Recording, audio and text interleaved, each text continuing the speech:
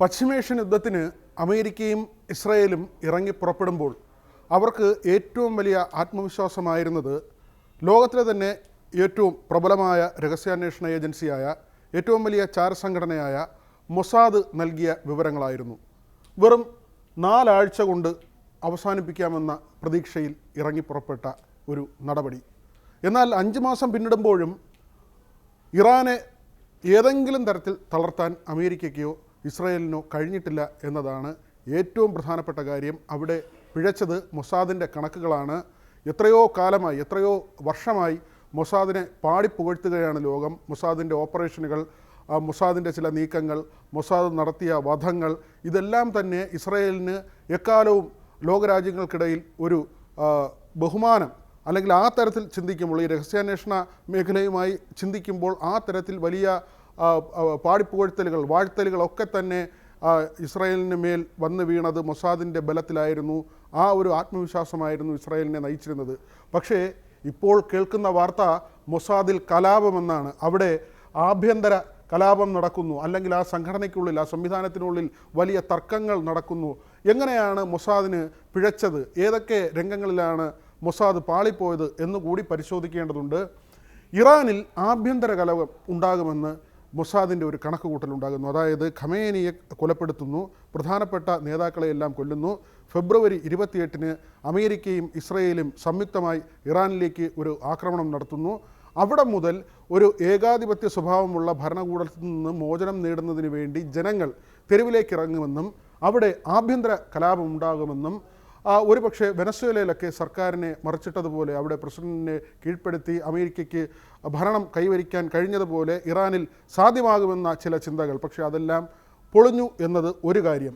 മറ്റൊന്ന്, മുൻ പ്രസിഡന്റ് നജാദിനെ മുൻനിർത്തി മൊസാദ് നടത്തിയ ചില നീക്കങ്ങൾ. നജാദ് ഇറാനിൽ തടവിലായിരുന്നു, അദ്ദേഹത്തിൻ്റെ വീട്ടിൽ തടവിലായിരുന്നു, വീട്ടുതടങ്കൽ എന്ന നിലയിലായിരുന്നു. അവിടെ വ്യോമാക്രമണം നടത്തുകയും IRGCയുടെ സേനയെ പരാജയപ്പെടുത്തിക്കൊണ്ട് നജാദിനെ ഇസ്രായേൽ സംരക്ഷിക്കുകയും ചെയ്തു. ഇസ്രായേലിൻ്റെ സംരക്ഷണയിലേക്ക് നജാദിനെ മാറ്റി.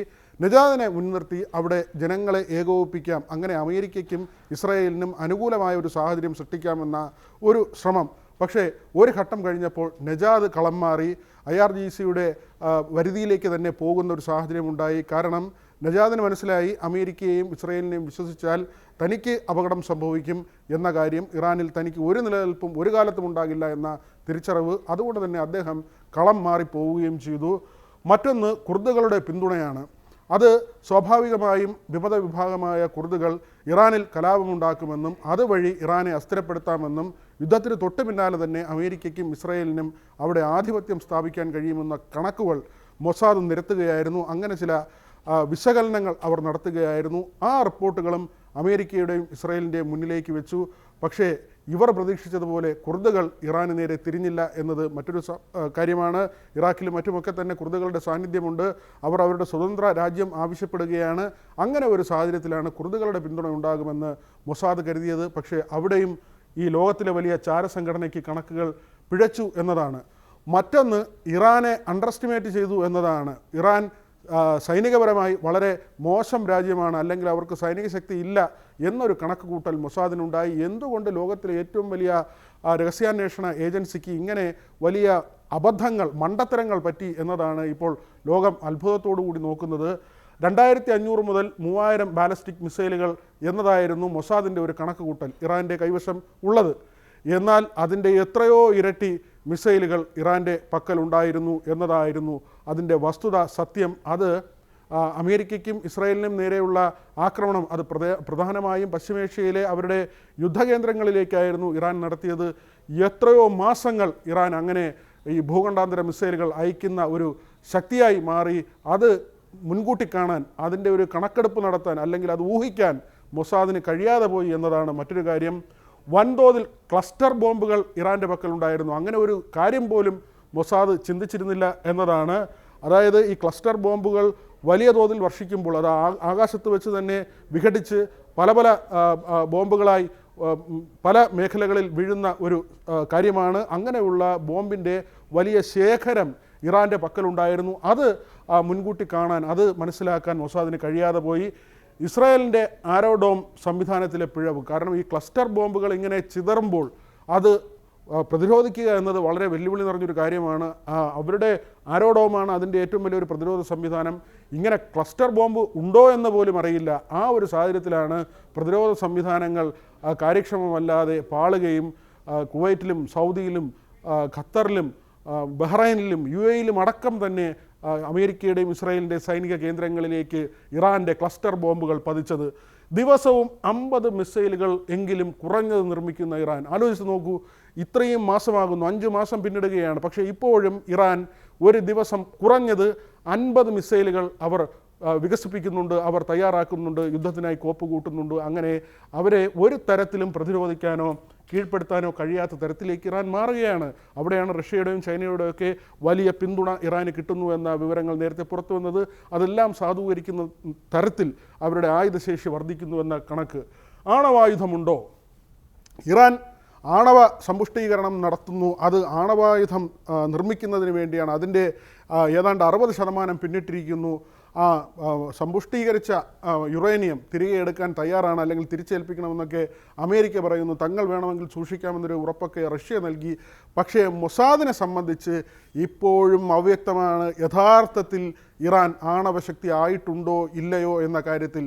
സമ്പുഷ്ടീകരിച്ച യുറേനിയമുണ്ട്, ഭൂഗർഭ അറകളുണ്ട്, അവിടെ മിസൈലിൻ്റെ നിർമ്മാണം നടക്കുന്നുണ്ട്. പല കേന്ദ്രങ്ങളിലായി ഈ ആയുധ നിർമ്മാണം ഇറാനിൽ നടക്കുന്നുണ്ട്. അവർ പല സ്ഥലങ്ങളിലായി ആയുധങ്ങൾ സൂക്ഷിച്ചിട്ടുണ്ട്. ഭൂഗർഭ നിലയങ്ങളിലൊക്കെ തന്നെ ഈ തരത്തിലുള്ള ആയുധങ്ങൾ സൂക്ഷിച്ചിട്ടുള്ളപ്പോൾ അവിടെ ആണവായുധമുണ്ടോ ഇല്ലയോ എന്ന് പോലും സ്ഥിരീകരിക്കാൻ മൊസാദിന് ഇതുവരെ കഴിഞ്ഞിട്ടില്ല എന്നതാണ്. അതോടൊപ്പം തന്നെ ഹിസ്ബുള്ള ഹൂതി സഖ്യങ്ങൾ, അത് ഇസ്രായേലിനെ സംബന്ധിച്ച്, അമേരിക്കയെ സംബന്ധിച്ച്, മൊസാദിനെ സംബന്ധിച്ച് വലിയ തിരിച്ചടിയായി എന്നുള്ളതാണ്. കാരണം സൗദിയും ഖത്തറും കുവൈറ്റും ഒക്കെ തന്നെ ഗൾഫ് രാജ്യങ്ങൾ സൈനിക കേന്ദ്രങ്ങൾ അമേരിക്കയ്ക്കും ഇസ്രായേലിനും ഒക്കെ തന്നെ അവർക്ക് സൗകര്യമിതം തുറന്നു കൊടുക്കുമ്പോൾ ഹൂതികളുടെ ഭാഗത്തു നിന്നും ഹിസ്ബുള്ളയുടെ ഭാഗത്തു നിന്നും തിരിച്ചടി ഉണ്ടാകുമെന്ന കണക്ക് കൂട്ടൽ കാര്യമായി ഇല്ലാതെ പോയി. മാത്രമല്ല, ഇവരുടെ ആയുധശേഷിയെക്കുറിച്ചുള്ള കൃത്യമായ ധാരണയും മൊസാദിന് ഇല്ലായിരുന്നു എന്നത് തന്നെയാണ്. ഇവരുടെ പക്കലുള്ളത് എത്രയെന്നോ 5 ലക്ഷം റോക്കറ്റുകളാണ്. അവിടുത്തെ സായുധ സംഘങ്ങളാണ്. അവർ ലെബനനിലും യമനിലും ഒക്കെ തന്നെയുള്ള സായുധ സംഘങ്ങളുടെ കൈവശമുള്ളത് 5 ലക്ഷം മിസൈലുകളാണ്. അതിൻ്റെ കണക്കെടുപ്പ് പോലും കൃത്യമായി നടത്താൻ മൊസാദിന് കഴിഞ്ഞില്ല എന്നതാണ് മറ്റൊരു കാര്യം. പിന്നെ ഏറ്റവും വലിയ ഒരു കാര്യം, ഏതൊരു സംവിധാനമായിരുന്നാലും അതിനകത്ത് അന്തഃഛിദ്രമുണ്ടായാൽ ആ സംവിധാനത്തിൻ്റെ കാര്യം പോക്കാണ്. ആ തരത്തിൽ തന്നെയാണ് ലോകത്തെ വിറപ്പിച്ച മൊസാദിനുള്ളിലെ ഇപ്പോഴത്തെ തമ്മിലടി, ആഭ്യന്തര കലഹം. മേധാവി ഗോഫ്മാനെതിരെ പടയൊരുക്കം നടക്കുകയാണ് മൊസാദിനുള്ളിൽ എന്ന വാർത്തകളാണ് പുറത്തു വരുന്നത്. അന്താരാഷ്ട്ര മാധ്യമങ്ങൾ റിപ്പോർട്ട് ചെയ്യുന്നതനുസരിച്ച് ആ തരത്തിൽ അവരുടെ മേധാവിക്കെതിരെ തന്നെ അവിടെ പടയൊരുക്കം നടക്കുന്നു. ഇൻ്റലിജൻസ് മേധാവിയെയും ഇറാൻ്റെ ചുമതലയുള്ള മേധാവിയെയും മൊസാദിൽ നിന്ന് നേരത്തെ സ്ഥാനഭ്രഷ്ടരാക്കിയിരുന്നു. അവർക്ക് പിഴച്ചു, അവരുടെ കണക്കുകൂട്ടൽ തെറ്റി എന്ന വിലയിരുത്തലിൻ്റെ അടിസ്ഥാനത്തിലാണ് അടുത്തിടെ ഈ മൊസാദിൻ്റെ ഏറ്റവും പരമോന്നത മേധാവിയായി ചുമതലയേറ്റ ഗോഫ്മാൻ ഇൻ്റലിജൻസ് മേധാവിയെയും ഇറാൻ്റെ ചുമതലയുള്ള മേധാവിയെയും മാറ്റിക്കൊണ്ടുള്ള നടപടിയെടുത്തത്. ഇത് മൊസാദിനുള്ളിൽ വലിയ ആഭ്യന്തര കലഹത്തിന് ഇടവരുത്തി. കാരണം ഇവർ കൊടുത്ത റിപ്പോർട്ടിൻ്റെ അടിസ്ഥാനത്തിൽ കാര്യങ്ങൾ നീങ്ങിയില്ല. അത് അമേരിക്കയുടെ പിന്തുണ കൃത്യമായി ലഭിക്കാത്തത് കൊണ്ടാണ്. ഒരുപക്ഷെ കരയുദ്ധത്തിലേക്കൊക്കെ പോകേണ്ടി വരുമെന്ന് മൊസാദ് റിപ്പോർട്ട് നൽകിയിരുന്നു. പക്ഷേ അമേരിക്ക അതിന് തയ്യാറായില്ല എന്നൊരു പരാതിയാണ് മൊസാദിലെ തന്നെ ഒരു വിഭാഗം മുന്നോട്ട് വയ്ക്കുന്നത്. നെതന്യാഹുവിൻ്റെ കളിപ്പാവയായി ഗോഫ്മാൻ മാറുന്നു എന്ന മറ്റൊരാക്ഷേപം. ഇസ്രായേലിൽ പൊതു തിരഞ്ഞെടുപ്പ് വരികയാണ്, ഒക്ടോബറിലാണ് തിരഞ്ഞെടുപ്പ് വരുന്നത്. ആ സമയത്ത് വീണ്ടും അധികാരത്തിലേക്ക് എത്താനുള്ള രാഷ്ട്രീയ കളികൾ നെതന്യാഹു നടത്തുന്നു. നെതന്യാഹുവിൻ്റെ പാവയായി ഗോഫ്മാൻ മാറുന്നു എന്ന പരാതി ഇതാ മൊസാദിലെ ഒരു വിഭാഗം ആളുകൾ ഉന്നയിക്കുന്നുണ്ട്. മിലിറ്ററി ഇൻ്റലിജൻസ് ചീഫ് സ്കോളമി ബന്ദാർ, അദ്ദേഹത്തിൻ്റെ ആരോപണം മറ്റൊന്നാണ്. മൊസാദിനെ അഴിച്ചുവിടുകയായിരുന്നു നെതന്യാഹു എന്ന ഒരു ആരോപണമാണ് മിലിറ്ററി ഇൻ്റലിജൻസിൻ്റെ ചീഫ് മുന്നോട്ട് വയ്ക്കുന്നത്. അതായത് അവിടുത്തെ സൈന്യവും മൊസാദും തമ്മിൽ ഒരു ചേർച്ചയില്ലാതെ പോകുന്നു എന്നത് തന്നെയാണ്. അവർക്കിടയിൽ ഒരു ഐക്യമില്ല എന്നതാണ്. അതായത് ആലോചിച്ച് നോക്കൂ, ഒരു രഹസ്യാന്വേഷണ വിഭാഗവും അവിടുത്തെ സൈനിക ശക്തിയും തമ്മിൽ, അവരുടെ സേനയും തമ്മിൽ ഐക്യമില്ലാതാകുക, അവർ തമ്മിലടിക്കുക, അങ്ങനെ ഒരു കാര്യത്തിലേക്ക് മൊസാദിൽ കാര്യങ്ങൾ പോകുന്നു എന്നത് മറ്റൊരു തിരിച്ചടിയാവുകയാണ്, ഇസ്രായേലിന് തിരിച്ചടിയാവുകയാണ്. ചാരന്മാരുടെ വധം, അതായത് ഇറാൻ്റെ ഇൻ്റലിജൻസ് ഇത്തിലൂടെ മെച്ചപ്പെട്ടതാണെന്ന് പറയേണ്ടിയിരിക്കുന്നു. മൊസാദിൻ്റെ 2 ചാരന്മാരെയാണ് കഴിഞ്ഞ ദിവസം അവർ വധിച്ചത്. അതോടൊപ്പം തന്നെ യൂറോപ്പിൽ നിന്ന് ആളുകളെ ഇറാനിലേക്ക് ഇറക്കാനുള്ള ഇസ്രായേലിൻ്റെ ചില പരിപാടികൾ, അത് അവിടെ നിന്ന് ചാരന്മാരെ ഇറക്കാനുള്ള ചില പദ്ധതികൾ, അതെല്ലാം തന്നെ ഇറാൻ പൊളിക്കുകയും ചെയ്തു. ഇതിനെല്ലാം തന്നെ ഇറാന് മറ്റു രാജ്യങ്ങളുടെ, റഷ്യയുടെ അടക്കം പിന്തുണ ലഭിക്കുന്നുണ്ട്. ഏതായിരുന്നാലും ഇറാന് മുന്നിൽ എന്ത് ചെയ്യണമെന്നറിയാതെ പകച്ചു നിൽക്കുന്ന ഒരു അവസ്ഥയിലാണ് മൊസാദ്. അതിന് പുറമെയാണ് ഈ സംവിധാനത്തിനുള്ളിലെ തമ്മിലടി. ഏതായിരുന്നാലും ലോകം അത്ഭുതത്തോടെ, വലിയ കൗതുകത്തോടെ, അല്ലെങ്കിൽ ഒരു ഭയത്തോടെ ഒക്കെ തന്നെ നോക്കിക്കണ്ടിരുന്ന ഒരു ചാരസംഘടന വെറും ചാരമാകുന്ന ഒരു നിലയിലേക്ക് പോകുന്നു എന്ന് തന്നെ പറയേണ്ടിയിരിക്കുന്നു. കൂടുതൽ വാർത്തകൾക്ക് news 18 Keralam YouTube channel subscribe ചെയ്യുക.